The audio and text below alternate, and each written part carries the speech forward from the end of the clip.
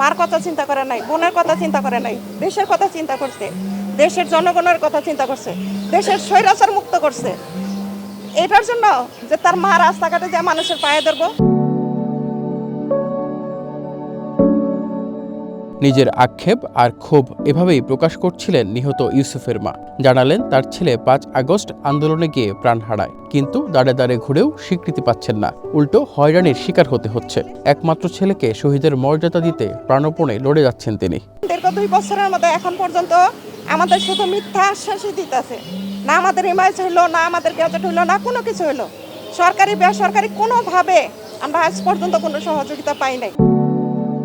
রাজধানীর যাত্রাবাড়ি মোড়ে নিহত শাওন তালুকদারের বেলায়ও এর ব্যত্যয় ঘটেনি। উপার্জনক্ষম ছেলেকে হারালেও তার নামটি অন্তত তালিকাভুক্ত হোক, এটুকুই চাওয়া। কিন্তু এতেও কোনো আশা ভরসা পাচ্ছেন না বলে অভিযোগ বাবার।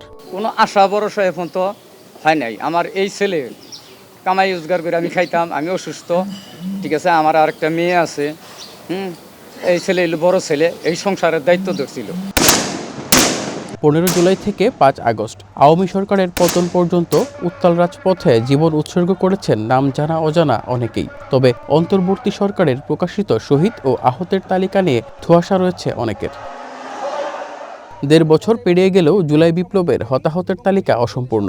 এমন অভিযোগে তালিকা যাচাই বাছাই, MIS ও গেজেট কার্যক্রম দ্রুত শেষ করার দাবিতে ঢাকা বিশ্ববিদ্যালয়ের মথুর ক্যান্টিনে জরুরি সংবাদ সম্মেলন করে বৈষম্য বিরোধী ছাত্র আন্দোলন ও শহীদ পরিবারের সদস্যরা।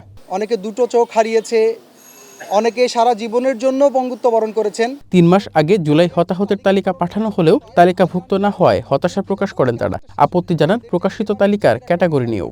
অনেক আহত জুলাই যোদ্ধা ছিল যারা 6 মাস ধরে ট্রিটমেন্টেই ছিল, তাহলে তারা কি আহতের তালিকায় আসবে না? আপনারা জানেন এমন একটা ঘটনা ঘটেছে যে পুলিশটা একটা আহত জুলাই যোদ্ধাকে গুলি করেছে, সেই পুলিশটাই দায়িত্ব পেয়েছে তার ভেরিফিকেশন করার জন্য।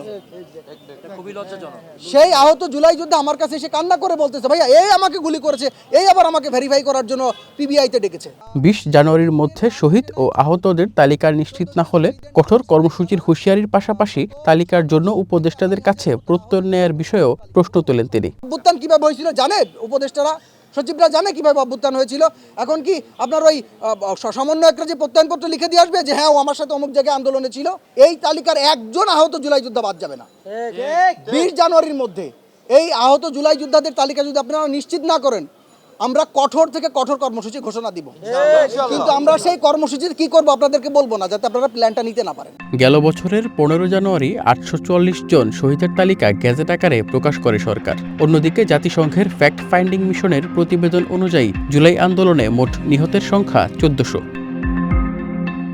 অভিজিৎ শান্ত, ওয়ান নিউজ, ঢাকা।